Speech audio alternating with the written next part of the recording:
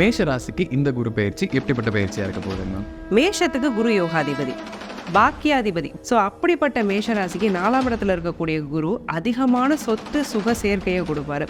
So ரொம்ப நாளாக ஒரு சொந்த வீடு தான் ஆசை, ஒரு சொந்த வீடு கட்டிட மாட்டோமா, ஒரு சின்ன இடம் வாங்கிட மாட்டோமாங்கிறது எங்கள் ஆசைன்னு நினச்சவங்க எல்லாருக்கும் சொத்து வாங்கக்கூடிய ஒரு பிராப்தம் அப்படிங்கிறத குரு பகவான் கொடுக்க போகிறாரு. அப்போ குரு கொடுக்கக்கூடிய ரெண்டே விஷயம், தொழில் கடன் அப்படிங்கிறது மேஷராசிக்கு கண்டிப்பாக கிடைக்கும். மீடியா துறையை தேர்ந்தெடுக்கக்கூடிய மேஷராசிக்காரங்க, எழுத்து துறையை தேர்ந்தெடுக்கிறவங்களுக்குலாம் நல்ல ஒரு சக்ஸஸ் அப்படிங்கிறது இருக்குது. ஸோ புதுசாக ஏதோ ஒரு விஷயத்தை பண்ணுறீங்க, ஆன் ட்ரெண்டில் இருக்கிற ஒரு விஷயத்தை பிடிச்சிட்டு நீங்கள் அதை பண்ணுறீங்கன்னா அது கண்டிப்பாக ஜெயிக்க போகுது. பேங்கிங் செக்டாரில் ஒரு நல்ல சான்சஸ் வந்து மேஷராசி பசங்களுக்கு இருக்குது. 4ஆம் இடத்துக்கு குரு வரும்போது 4ங்கிறது கல்வி ஸ்தானம்னு நம்ம மறைமுகமாக சொல்லலாம். அப்போ படிப்பில் ஒரு ஆர்வம்ங்கிறது வரும். அலோபதி ட்ரீட்மெண்ட் எடுத்துகிட்டு இருந்த மேஷராசிக்காரங்கள்லாம் ஆயுர்வேதம் சித்தத்தை நோக்கி போனாங்க அப்படின்னா கண்டிப்பாக நோய் நிவர்த்திங்கிறது நிச்சயமாக கிடைக்கும். மேஷராசிக்காரங்க யார்கிட்ட வந்து ரொம்ப ஜாக்கிரதையாக இருக்கணும், விலகி இருக்கணும்னா,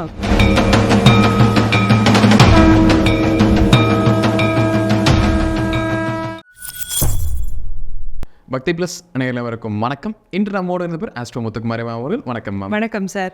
குரு பயிற்சி பலன்கள் மேஷ ராசிக்கு எப்படி இருக்குங்கிறத இந்த வீடியோவில் பார்க்கலாம் மேம். பொதுவாகவே நடக்கக்கூடிய குரு பயிற்சி தாண்டி இந்த குரு பயிற்சி ரொம்ப சிறப்பு வாய்ந்தது. ஏன்னா குரு உச்சமாக 12 ஆண்டுகளுக்கு பின். ஸோ இந்த வீடியோவில் வந்து குரு பயிற்சிக்கு என்னெல்லாம் நடக்க போகுது, மேஷத்துக்கு என்ன நடக்க போகுது, அதே மாதிரி மேஷத்துடைய திருமண யோகம் என்ன, குழந்தை பக்கம், பொதுவாக குழந்தைக்கு வந்து நம்ம குருவை ரிலேட் பண்ணி சொல்லுவோம்.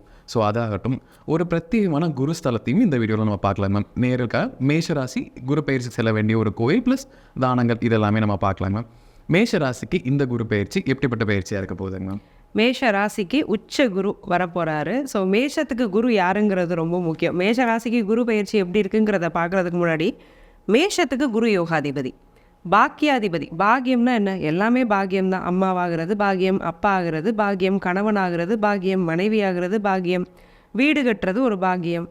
ஸோ வந்து பாக்கியங்கள் அப்படிங்கிறது வந்து பெரிய விஷயம். ஒரு மனுஷனாக பிறந்துட்டாலே அவனுக்கு பாக்கியங்கிறது ரொம்ப முக்கியம். அந்த பாக்கியஸ்தானத்துக்கு அதிபதியான குரு உச்சமாகிறாரு.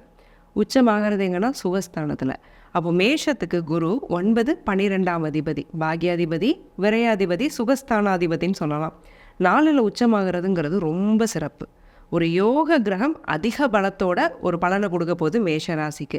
ஸோ அப்படிப்பட்ட மேஷராசிக்கு 4ஆம் இடத்துல இருக்கக்கூடிய குரு அதிகமான சொத்து சுக சேர்க்கையை கொடுப்பாரு.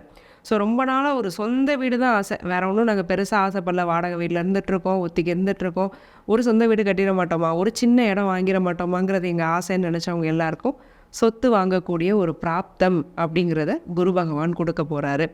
அதே மாதிரி அந்த 4ஆம் இடத்துல இருக்கக்கூடிய குரு பகவான் செல்வாக்கை உயர்த்துவார். செல்வாக்குங்கிறது வந்து பணம் மட்டும் கிடையாது இல்லையா, நம்ம சமூக அந்தஸ்துன்னு சொல்லுவோம்.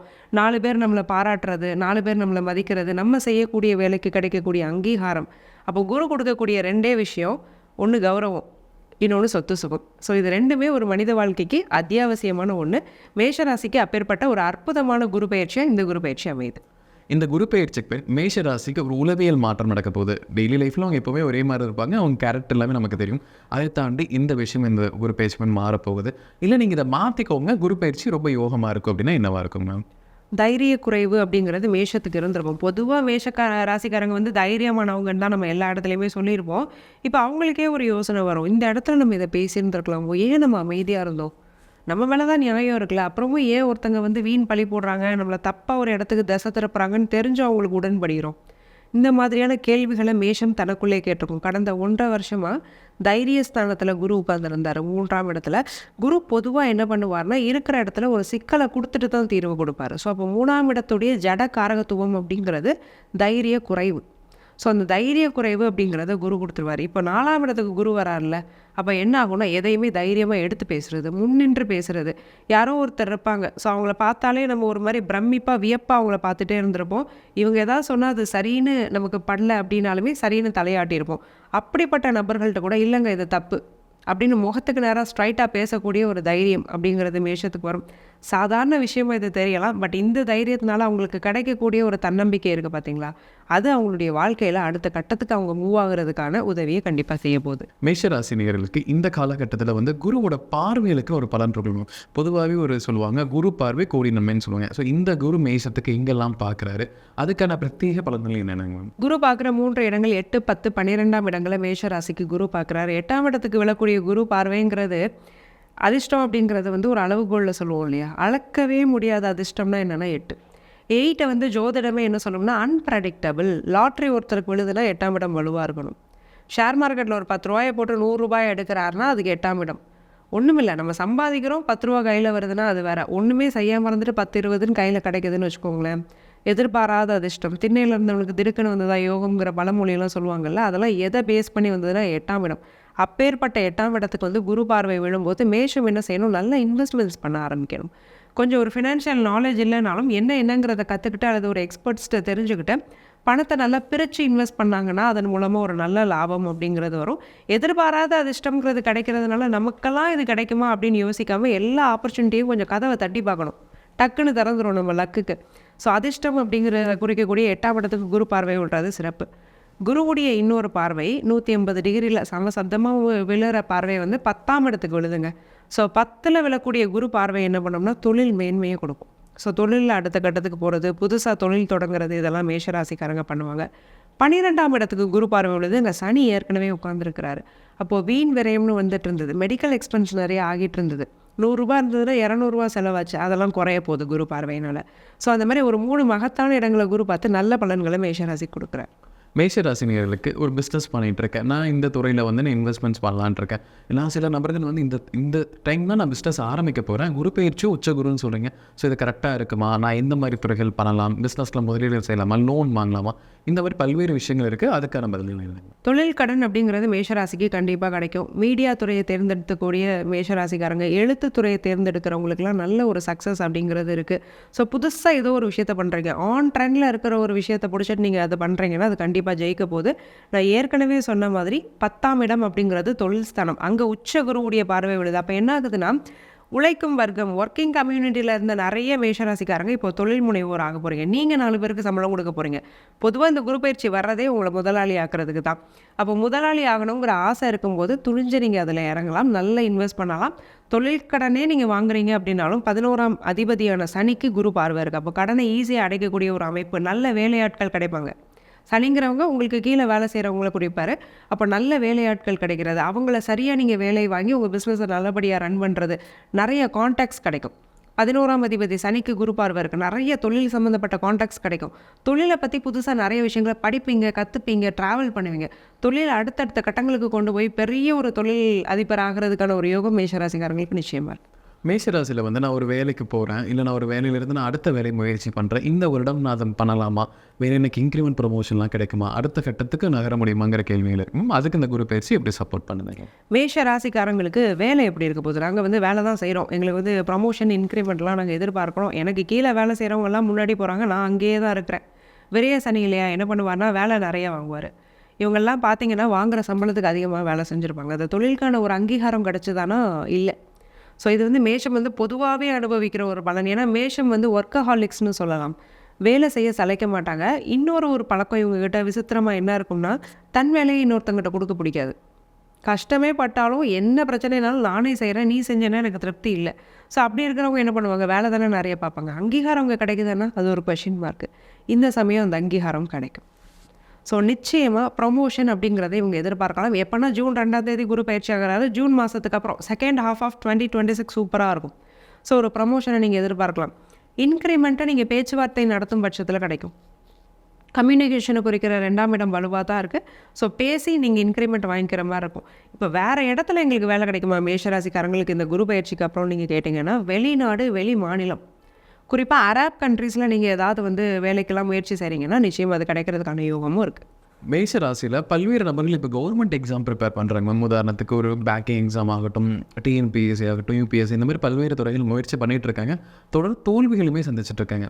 எப்போ அவங்களுக்கு நல்ல நேரம் வரும், எப்போ நம்ம ஜெயிப்போங்கிற ஒரு கவலையில் இருக்காங்க. ஸோ அவங்களுக்கு இந்த குரு பயிற்சி எந்த அளவு சாதகமாக இருக்குங்க? மேஷராசி ஸ்டூடெண்ட்ஸ்ன்னு நம்ம எடுத்துக்கலாம். இப்போது JEE எக்ஸாம் எழுதுகிறாங்க, கேட் எழுதுகிறாங்க, நீங்கள் சொல்கிற மாதிரி காம்படேட்டிவ் எக்ஸாம், கவர்மெண்ட் செக்டாருக்குள்ளே நுழையிறதுக்காக ரயில்வேஸ், யூபிஎஸ்சி, டிஎன்பிஎஸ்சி, எஸ்எஸ்சி, பேங்கிங்கு, பின்ன நபார்டு, அந்த மாதிரியான எக்ஸாம்ஸும் எழுதுகிறாங்க. ஸோ இந்த மாதிரி பசங்களுக்கெல்லாம் எப்படி இருக்குது இந்த வருடம் நீங்கள் கேட்டிங்கன்னா, பேங்கிங் செக்டாரில் ஒரு நல்ல சான்சஸ் வந்து மேஷராசி பசங்களுக்கு இருக்குது. 4ஆம் இடத்துக்கு குரு வரும்போது, 4ங்கிறது கல்வி ஸ்தானம்னு நம்ம மறைமுகமாக சொல்லலாம். அப்போ படிப்பில் ஒரு ஆர்வங்கிறது வரும். ஒரு கௌரவங்கிறத வந்து எப்படியாவது நம்ம படிப்பில் வந்து நிலைநிறுத்திடணும். ஒரு வைராக்கியம்னு சொல்லுவோம். படிக்கிற பிள்ளைங்களுக்கு எது ரொம்ப முக்கியம்னா வைராக்கியம் முக்கியம். கண்டிப்பாக நம்ம டெய்லி இதை படிக்கணும். டைம் டேபிள் போட்டு படிக்கிறது, அதை ஒரு டிசிப்ளினாக ஃபாலோ பண்ணுறது, அந்த ஒரு குணங்களெல்லாம் என்ன பண்ணுவார்னா நாளில் இருக்க குரு கொடுத்துருவாரு. அப்போ காம்படேட்டிவ் எக்ஸாம் படிக்கிற பசங்களுக்கு அந்த எக்ஸாமில் ஜெயிக்கிறதுக்கு என்னென்ன குவாலிட்டிஸ்லாம் வேணுமோ அதெல்லாம் அந்த குரு கொடுத்துருவாரு. அப்போ நிச்சயமாக சக்ஸஸ் தானே. கண்டிப்பாக செகண்ட் ஹாஃப் மேலே இன்னும் நல்லா, ஏன்னா எப்போவுமே மேக்ஸிமம் எக்ஸாம்ஸு செப்டம்பர் அக்டோபரில் தான் நிறைய கால்ஃபேர் ஆகும். அப்போ ஜூன் மந்த்தே குரு பயிற்சி ஏறாரு. நிச்சயமாக இந்த பசங்கள்லாம் நல்ல சுறுசுறுப்போட எக்ஸாம்ஸ்க்கு ப்ரிப்பேர் பண்ண ஆரம்பிக்கலாம். நல்ல சக்ஸஸ் ரேட்டுங்கிறது குறிப்பாக பேங்கிங் ஃபினான்ஸ் செக்டாரில் இருக்கும். மேஷராசியில் திருமணமாகாத நபர்கள் 30 வயது கடந்திருக்காங்க. நிறைய 90s கிட்ஸ் இனிமே மேஷத்தில் திருமணமாகாமல் இருக்காங்க.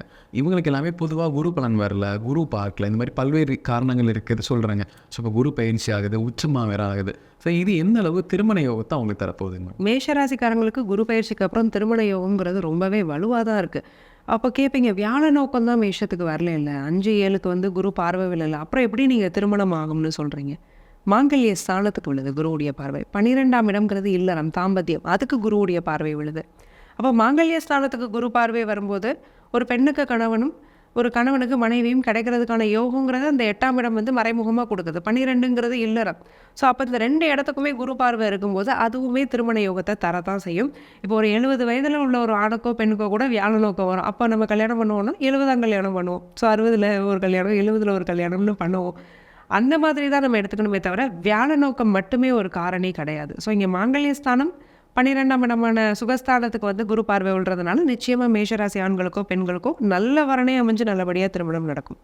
மேஷராசியில் வந்து குழந்தை பாக்கியம் இல்லாமல் பல்வேறு நபர்கள் சிரமப்பட்டு இருக்காங்க. ஒரு நீண்ட நாட்டில் 5 வருடங்கள் 6 வருடங்கள் கடந்துச்சு. இனிமேல் எங்களுக்கு இயற்கையாகவும் கிடைக்கல, சில பேருக்கு ட்ரீட்மெண்ட் கூட ஃபெயிலியர் இருக்குது. ஸோ பொதுவாக குரு வந்து குழந்தைகளுக்கு நம்ம ரிலேட் பண்ணி சொல்லுவோம். இந்த குரு பயிற்சி மேஷத்துக்கு எந்த அளவு குழந்தை பாக்கியத்தை தரப்போகுதுங்க? புத்திரகாரகன் குரு மேஷராசிக்கு நாளையில் உச்சமாக இருக்கிறாரு. மேஷராசிக்காரங்களுக்கு குழந்தை விஷயங்கள்லாம் எப்படி இருக்குது? நம்ம நியூ இயரில் சொல்லும்போது சொன்னோம், 5ஆம் அதிபதி சூரியன் 5க்கு 6ல் சனி வீட்டில் வேறு போய் மறையிறாருங்க.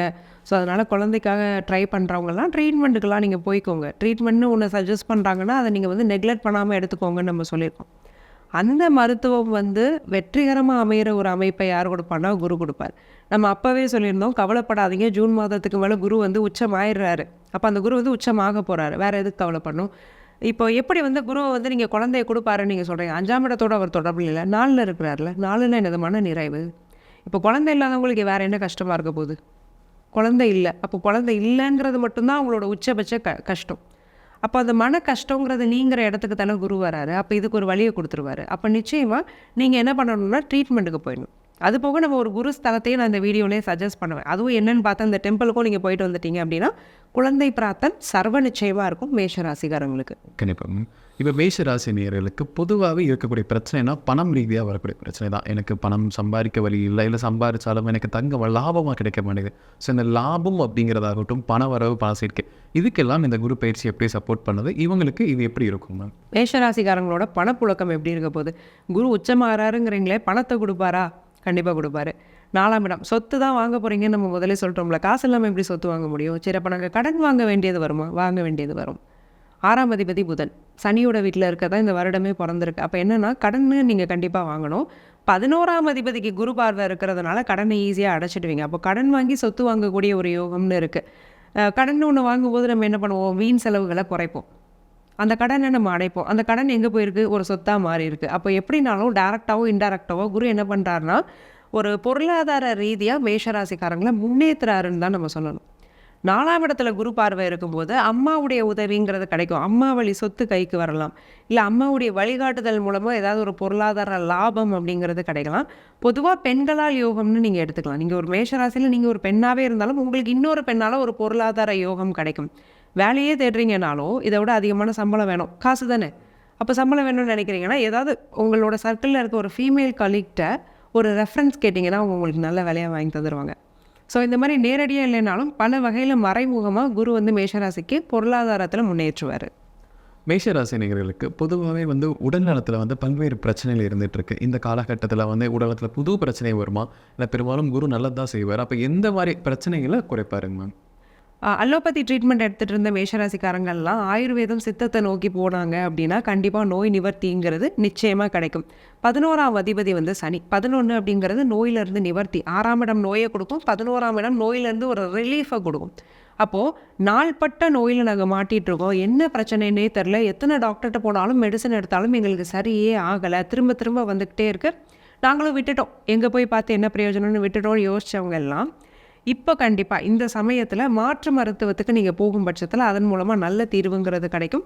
வயிறு சம்மந்தப்பட்ட உபாதைகள் மேஷராசிக்காரங்களுக்கு கொஞ்சம் அதிகமாக வர்றதுக்கு வாய்ப்பு இருக்குது, அதில் கொஞ்சம் கவனமாக இருந்துக்கணும். நரம்பு சம்மந்தப்பட்ட பிரச்சனைகளும் 40 வயதுக்கு மேற்பட்ட மேஷராசிக்காரங்களுக்கு வர்றதுக்கான வாய்ப்புகள் இருக்குது. மேஷராசிக்கு பொதுவாகவே இந்த பலன் எல்லாமே சிறப்பாக இருக்குது. ஸோ கண்டிப்பாக நம்ம நல்லா இருக்கிற பட்சத்தில் யாரோ ஒரு எதிரிகள் உருவாவாங்க, உறவினர் ரீதியாக இருக்கலாம், இல்லை நண்பர்கள், பழக்க வழக்கம்.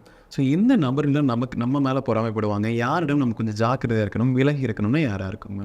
மேஷராசிக்காரங்க யார்கிட்ட வந்து ரொம்ப ஜாக்கிரதையாக இருக்கணும், விலகி இருக்கணும்னா கூட வேலை செய்கிறோம். இப்போ நாங்கள் ஒர்க்கே பண்ணல, நாங்கள் யார்கிட்ட கவனமாக இருக்கணும்னா நெய்பர்ஸ்ட்டு. உங்களுக்கு இரத்த பந்த சொந்தம் இல்லாத நபர்கள் உங்கள் தொழிலுக்காகவோ வேலைக்காகவோ சும்மா ஒரு மாரல் சப்போர்ட்டுக்காக என்ன நெய்பர்ஸ்ட்டை பழகுவீங்க, இவங்களால தான் பிரச்சனை வரும். ஸோ இவங்க என்ன மாதிரியான வார்த்தைகளை பேசுகிறாங்க, எந்த இடத்துக்கு நம்மளை திசை திருப்புறாங்க, அவங்களோட பழக்க வழக்கங்கள் நமக்கு என்ன தருது, எதை சொல்லி தருது அப்படிங்கிறதுல மேஷராசிக்காரங்க ரொம்பவே கவனமாக இருக்கணும். ஏன்னா இந்த மாதிரியான 3ஆம் நபர்களால் நிறைய பிரச்சனைகளை வந்து மேஷராசிக்காரங்க சந்திக்கக்கூடிய ஒரு வாய்ப்புங்கிறது மிக அதிகம். புதன்கிறவர் 6ஆம் அதிபதி. பொதுவாகவே மேஷத்துக்கு ஃப்ரெண்ட்ஷிப்பில் பிரச்சனை தான். ஸோ நண்பன்னு நீங்கள் யாரை ரொம்ப நெருங்கின நண்பனை வச்சுருக்கிறீங்களோ அவர் தான் முதுகில் குத்துவார். அப்போ நட்பு வட்டாரத்தில் கூட வேலை செய்கிறவங்க கிட்ட, பக்கத்து வீட்டுக்காரங்க கிட்ட மேஷராசிக்காரங்க இந்த குரு பயிற்சிக்கு அப்புறம் ரொம்பவே கவனமாக இருக்கணும். மேஷராசி நேயர்கள் இந்த குரு பயிற்சி பின் ஒரு ஸ்தலம் போயிட்டு வரும், பிரத்யேகமாக ஒரு குரு ஸ்தலம் சொல்லலாம். இதுக்கு போயிட்டு வாங்க. இந்த பயிற்சியோடைய தினத்தாகட்டும் இல்லை வேறு நாட்களில் ஒரு குறிப்பிட்ட நாட்களுக்குள்ளே போயிட்டு வந்தால் லைஃப் இந்த வருடம் ஃபுல்லாக சிறப்பாக இருக்கும்னா எந்த ஸ்தலம் சொல்லலாம்? மேஷராசிக்காரங்க இந்த குரு பயிற்சியில் இன்னும் நல்லா இருக்க, சின்ன சின்ன நெகட்டிவ் பாயிண்ட்ஸ் தான் நம்ம சொல்லியிருக்கோம், அதுவுமே இவங்களுக்கு இல்லாமல் இன்னும் பாசிட்டிவாக இவங்க இருக்க போக வேண்டிய ஒரு குரு ஸ்தலம் திருவானைக்காவல். திருச்சி பக்கத்தில் இருக்கக்கூடிய திருவானைக்காவல் ஜம்புகேஸ்வரர் அகிலாண்டேஸ்வரி. இங்கே சுவாமி குரு வடிவமாகவும் அம்பாள் வந்து சிஷ்யாவும் இருக்கிறாங்க. இந்த கோவிலில் 2 விஷயம் கிடையாது. ஒன்று வந்து திருக்கல்யாணம் கிடையாது, இன்னொன்று அந்த அம்மனுக்கு நடக்கக்கூடிய வளைகாப்புங்கிறது எல்லா கோயிலையும் நடக்கும், அது இங்கே கிடையாது. ஏன்னா இங்கே கணவன் மனைவி ஸ்வரூபமாகவே சுவாமியும் அம்பாலும் இல்லை, குரு சிஷ்யனாக தான் இருக்கிறாங்க. அப்போது சுவாமி இங்கே குரு வடிவத்தில் இருக்கிறதுனால மேஷராசிக்காரங்க இங்கே போயிட்டு வரும்போது நட்பினால் வரக்கூடிய பிரச்சனை, பொருளாதார பிரச்சனை, கடன் பிரச்சனை, மன ரீதியான பிரச்சனை எல்லாமே நீங்கி குருவுடைய பரிபூர்ண ஆசீர்வாதமும் கிடச்சி நல்லா இருப்பாங்க. மேஷராசினியர்கள் இந்த குருஸ்தலத்துக்கு நம்மளால் போக முடியல, ஏன்னா சில பேர்னால தான் முடியாதவங்க, நான் வீட்டில் வந்து இந்த குரு பயிற்சியோட தினத்தில் நான் விரதம் இருக்கிறேன், இல்லை நான் ஒரு தானம் கொடுக்குறேன், இல்லை ஒரு சில விஷயங்களை வந்து இந்த டேயில் வந்து நீங்கள் செய்யணும் செய்யக்கூடாது.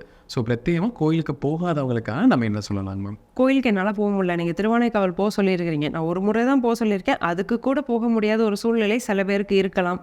ஸோ அப்படி இருக்கிறவங்க என்ன பண்ணணும் மேஷராசிக்காரங்கன்னா, செவ்வாய்க்கிழமை வியாழக்கிழமை இந்த 2 கிழமைகளையும் அசைவம் சாப்பிட்றத தவிர்த்துக்கணும். 1. 2வது, இந்த 2 கிழமைகளில் செவ்வாய்க்கிழமை ஒரு விரதம் இருக்கிறது நல்லது, வியாழக்கிழமை மௌன விரதம் இருக்கிறது நல்லது. எங்களால் கம்ப்ளீட்டாக விரதம் இருக்க முடியாதுங்க செவ்வாய்க்கிழமைனா, ஒரு நேரம் சாப்பாடை தியாகம் பண்ணுங்கள். முடியலையா சாத்வீகமாக சாப்பிடுங்க, ரொம்ப லைட் ஃபுட்டாக எடுத்துக்கோங்க 3 நேரமும். வியாழக்கிழமை ஃபுல்லாலாம் எங்களால் வாயை மூட்டு இருக்க முடியாதுங்க, நாங்கள் வாயை மூட்டிருந்தாலும் யாராவது எங்கள் வாயை கிளறுவாங்க, நாங்கள் என்ன பண்ணுறதுன்னு கேட்டிங்கன்னா ஒரு 2 மணி நேரம் டைம் எடுத்துக்கோங்க. அது உங்கள் ஒர்க் டைம் இல்லாத டைமாக இருக்கலாம், இல்லை ஃபேமிலி கூட நீங்கள் டைம் ஸ்பெண்ட் பண்ணாத நேரமாக இருக்கலாம், தூங்குகிற நேரம் தவிர. நாங்கள் 8 மணி நேரம் அமைதியாக தானே தூங்குறோன்னு சொல்லிடக்கூடாது. ஏதாவது ஒரு நீங்கள் ஆக்டிவாக இருக்கிற டைமில் 2 மணி நேரம் மௌனமாக இருங்க வியாழக்கிழமை. ஸோ இந்த 2 விஷயத்தையும் பண்ணும்போது மேஷராசிக்காரங்களுக்கு ரொம்ப ஒரு நல்ல பெனிஃபிட் கிடைக்கும். மேஷராசினியர்களுக்கு இந்த குரு பயிற்சி இப்படிப்பட்ட ஒரு சிறப்பான பயிற்சியாக இருக்கும் அப்படிங்கிறது விலாவரியாக நம்ம பார்த்துக்கோம். கண்டிப்பாக நம்ம நேரில் ஒரு பயனில் கருத்துக்கலாம் இருந்திருக்கும். மீண்டும் ஒரு பதில் சந்திக்கலாம். ரொம்ப நன்றிங்க. நன்றி சார்.